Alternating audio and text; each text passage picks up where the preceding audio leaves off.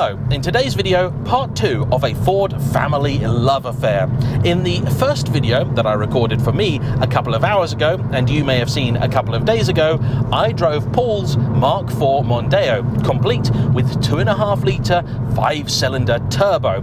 And today I am driving his son Ben's Focus ST with the same engine but a very different purpose in life.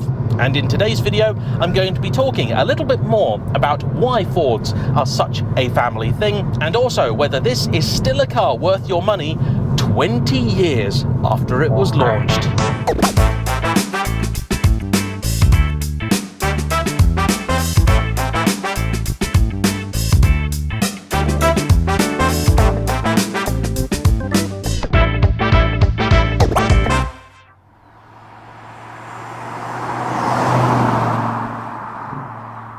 You know, those words came out of my mouth 20 years later. I said it. I had to retake it because I thought, no, it's not, is it? But it is. The second generation Ford Focus came out in 2004.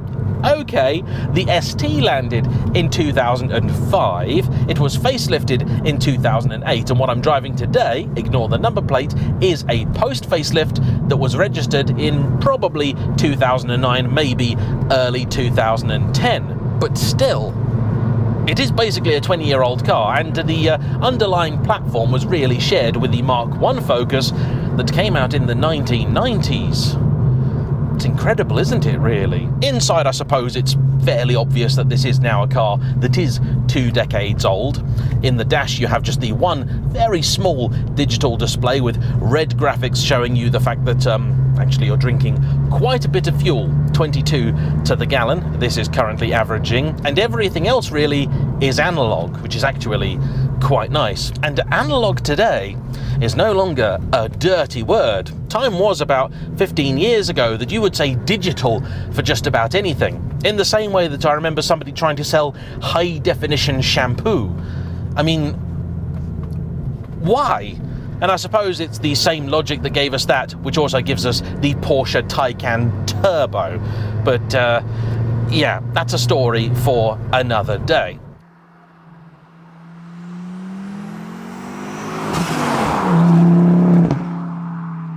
So just in case you haven't seen part 1, this truly is a bit of a family thing, because not only has Ben had for his entire life Fords of various flavours, his father has had Fords for almost all of his life.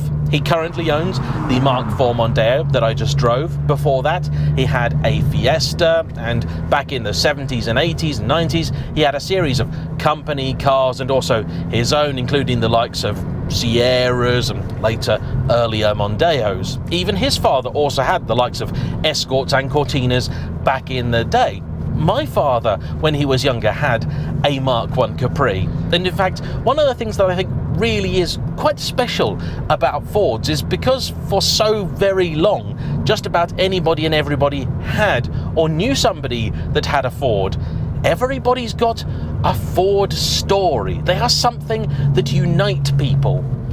Unless, of course, you like Vauxhalls, in which case it's sort of all the same thing, only for Vauxhall and not Ford. And heaven help you if you were to turn up to a Vauxhall family with a Ford or vice versa. Never really understood car tribalism, but there you have it. As it happens, my family later had more Vauxhalls, I think, really, than Fords, and I'm not really sure for any particular reason.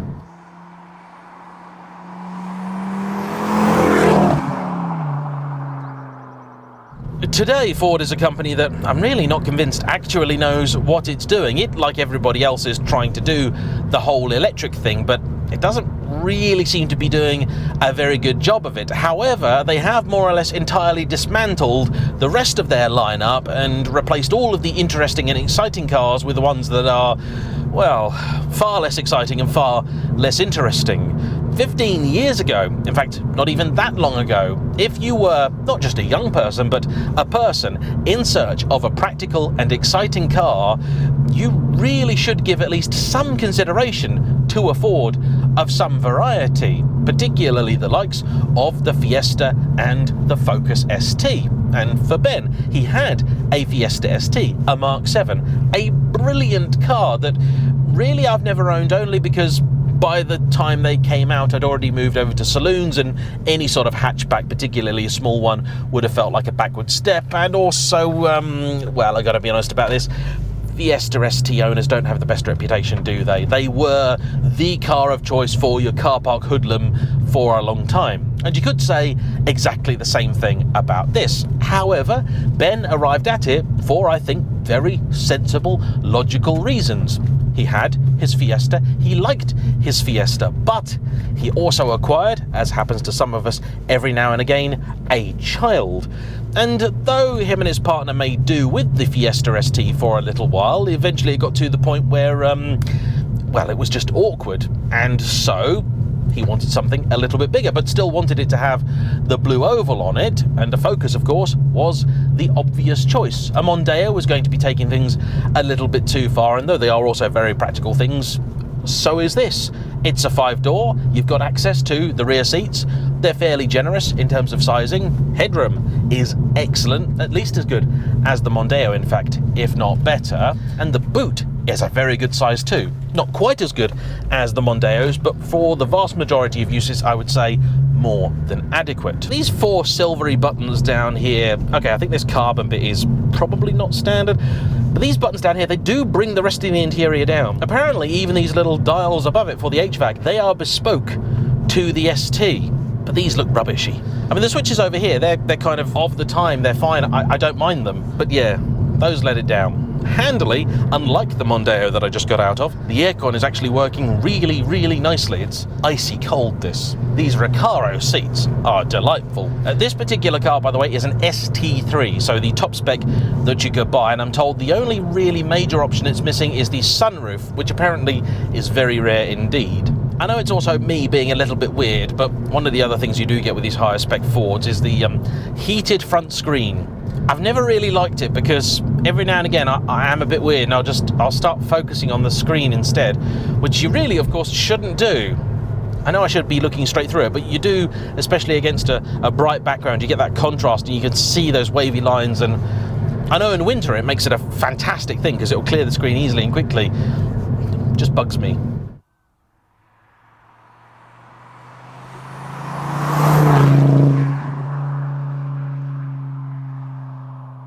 Now, it might actually, for today's younger viewer, be hard to believe, but there was also a time when Ford was a very, very exciting company. And for this second generation of the Focus, they did something rather remarkable, because where just about everybody else was content with putting a 4-cylinder in their hot hatches, with the odd V6 every now and again, Ford went, you know what, Volvo have got this lovely 5-cylinder thing, we're going to try and shoehorn that into some of our cars, with rather remarkable results. Now, it's untrue to say that this is the same engine as the contemporary RS. Though the block is fundamentally the same, there are internal differences, so they aren't. The pistons, compression ratio, various other bits of hardware were changed to make that a little more potent engine. However, there are those out there who actually prefer this. It has a smaller turbo, higher compression ratio, which means ultimately it may not be capable of making the same peak power. What it does make, it can make a little bit earlier and easier. And that has always been the sort of thing that appeals to me. Drivability is far more important than pub bragging rights. Although it is likely because they were building an RS that Ford were actually quite modest with this. You would imagine that a 2.5-litre turbo would make a good amount of power, at least 250 horses, but no, from the factory these made 225. This one had a Mountune kit installed to it at some point in the past. Mountune were an official Ford partner, and the benefit of their stuff was that if you got it, you didn't knacker your warranty. So this car had already received the Mountune MP260 kit, making, as you might imagine, a claimed 260 horsepower, though when Ben got it and he dynoed it, it actually made 285 horsepower. It was also at the time decatted, and he didn't like that, so that went out. He put the standard cat back on. Later, he also fitted a sports cat. He has then subsequently tinkered with both the intake and the exhaust, the latter of which was already entirely non-standard, but the intake was actually more or less as it had come from the factory. So Ben has fitted a mount-tune intake plenum, though he did note that even though it's just 8 months old, the paint is already flaking off of it. He's also deleted the sound symposer, which, as you might imagine, was Ford's way of trying to pipe a little bit more noise into the cabin. It no longer needs the assistance, I can assure you. He also added the big cone air filter, and he has been tinkering with the exhaust. The aim being that he wants a car which, when he's out and about, driving, going to the shops, taking his son to school and doing all that sort of normal stuff, it's not that loud, it's not intrusive, and it's not boomy, but that when he finds himself alone and on a good bit of road and he wants to have fun, well, it makes a good noise. And I think he's got it just about perfect.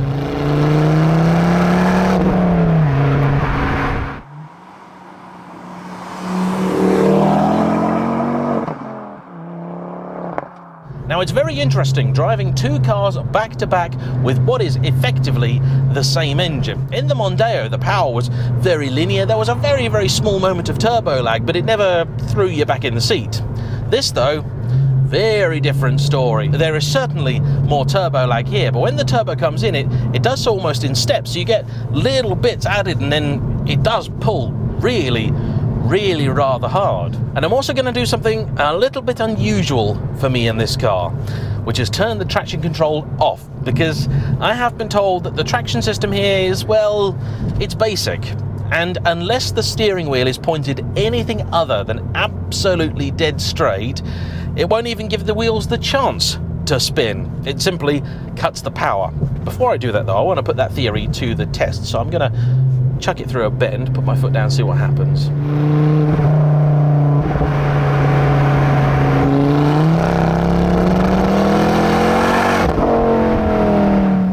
Okay, all right. I am noting the response to that in the ship's log. Pushing the big button down here. Right, that's traction off.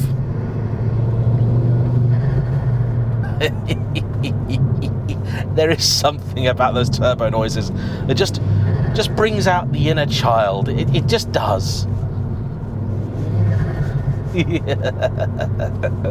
My Celica does the same thing. Wasn't even intentional in there. Loads of pull in that engine. Loads. Oh, that's interesting. I thought I felt it pulling the power there in the bend, even though I did have ESP off. Curious. Right. Let's test the turning circle, and I will be honest here, I don't expect it to be that good. It's okay. It's okay. Not brilliant, not shocking. Visibility's okay. The B-pillar's annoying, but actually, it's almost far forward enough that I can look out through the back window instead. Right. Oi! Oh, crumbs. Yeah, this car does struggle to put its power down in a straight line. How about in the bends?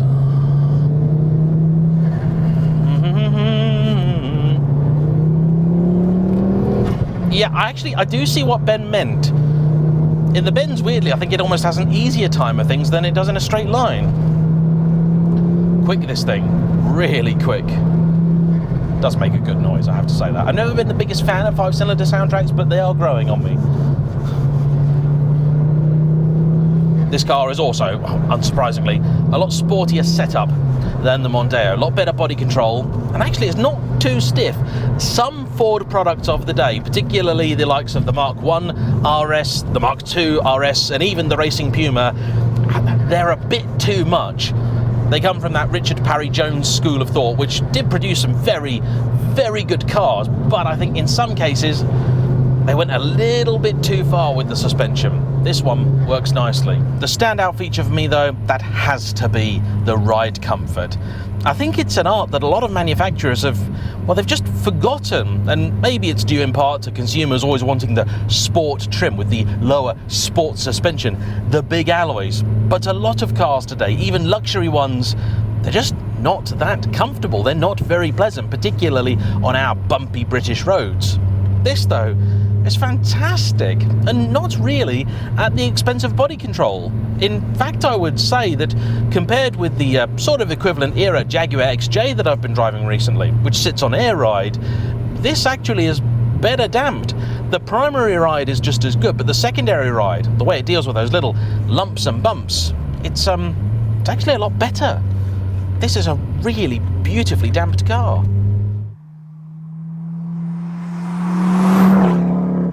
In the last video I pointed out the fact that of this era there were two things Ford seemed to get right every single time: seats and steering. Here, seats absolutely. The steering not so much though. It's a little light, a little vague. It is corrupted by the power going through it. Unlike the RS, this doesn't have Ford's Revo knuckle system, which was designed to sort of divorce the power and the steering efforts of the front axle, but I think to just try and make it not quite so squirmy, they've evidently done something to it, and it's just not that interactive, not quite as fun as some of the Fords that I've driven. It's a bit of a shame, really. Not a deal breaker, but worth mentioning. Oh, that turbo's weird. There's something strange going on here. It's boosting in a very, very non-linear fashion. I can feel it stepping in. This is odd. It's almost like the traction control is letting go and then feeding the power in, but that's not what's happening. The ESP is off. Okay, yeah, that's just the tyres struggling. What is going on here? I'm not convinced this car is 100%. I'll be honest about that.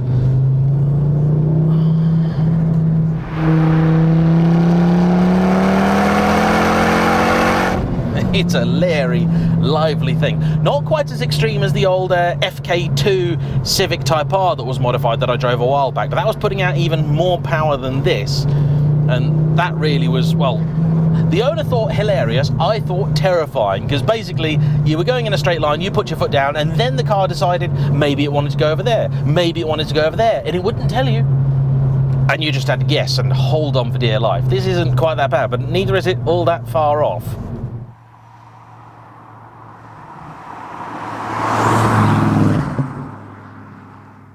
I think, and I know I'm a little bit boring with these things, if this were my car, I wouldn't actually need it to have anywhere near the amount of power that it does. But it's not my car, it's Ben's, and he really, really likes it.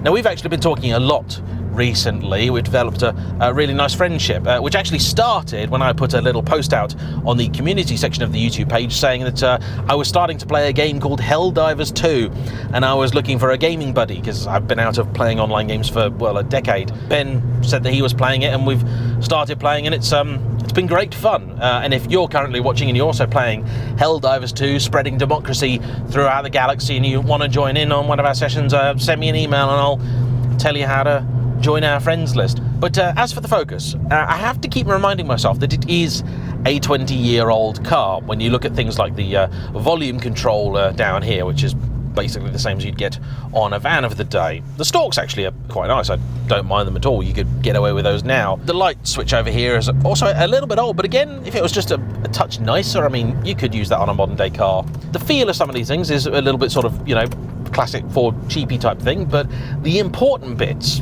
the steering wheel, that's nice. The seats, they're fantastic. The gear lever, the action is quite light, shorter also than in the Mondeo. This 6-speed manual is really quite nice. The pedals too, they're a little bit on the light side, but they're nice. I like them. They're well spaced too. Handbrake over here, that's nice. It looks like it's sort of chrome, but it's not, it's plastic. However, I don't mind that. It's a Ford. You don't expect it to be all that fancy.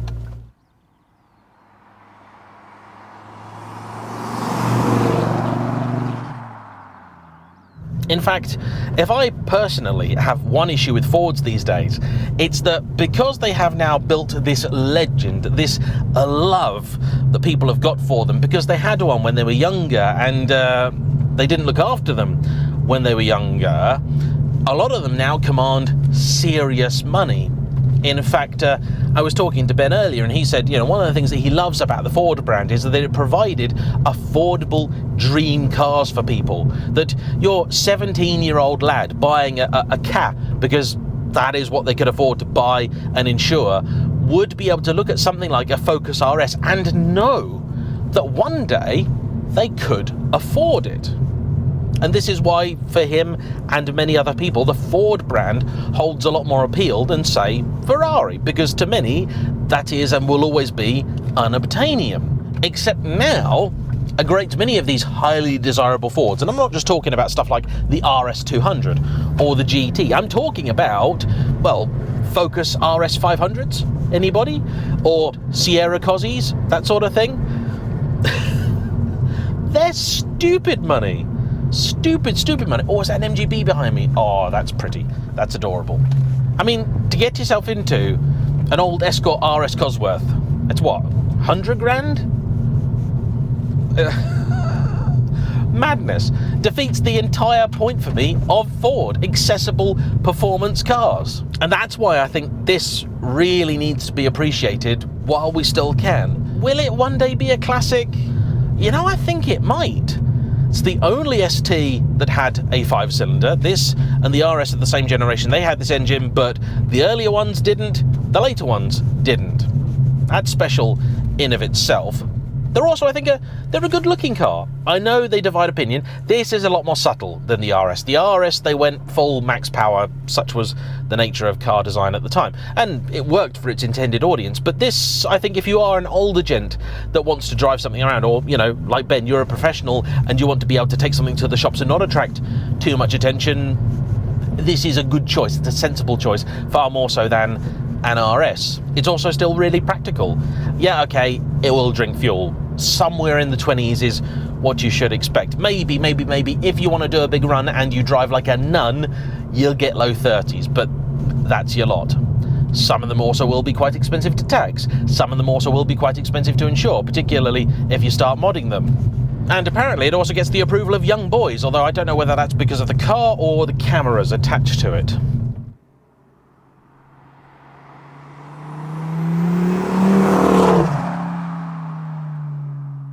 So then, what are you going to pay for one of these today? Well, that's a really interesting question, because it's quite a wide spread of prices. You might get into one for as low as possibly about £5,000, I'm told. Really nice lower mileage examples, 10 or even beyond, and that seems and sounds like a lot of money for a 15-plus-year-old car like this, because it is. But the car market is still in a weird place, and for a very long time, I've said to anybody that will listen, not that many people do, if you want to buy a car for investment, and it'll take 20 or 30 years and maybe it won't work, a nice, clean, unmodified, lower mileage example of one of these, that's a good shout. And if you want to use one, drive it, treat it as a sort of modern classic daily, it'll do the job. It's been pretty dependable, it's been pretty reliable. The only issue that Ben has actually ever really had with it is a recent one of the drive shafts failed. So he's now currently living in fear that another one is going to fail, but hopefully it won't. Oh, I forgot to mention he put 20mm spacers on it. It's quite a big spacer. I wonder if that contributed. Might not have done, but there is something a little bit weird about the power delivery in this car. Still delivers a lot of power, that's for sure. Anyway, I think that really is all I've got to say on the matter. This is a decent, enjoyable car. Is it my sort of thing? No. But do I respect it? Yeah. And can I see why Ben bought it? Absolutely. The last thing I would like to say is, because I want to celebrate this idea of Fords in the family, is if you have a good story about a Ford that you or someone close to you had, please pop down in the comment section below and share it. If we get enough of them, I might even make a video dedicated to reading some of them out. So with that, I want to say a big thanks to Ben and his father Paul for coming out. Don't forget, hit the like button, hit that comment section, subscribe if you haven't already, and I'll see you for the next one. Bye-bye.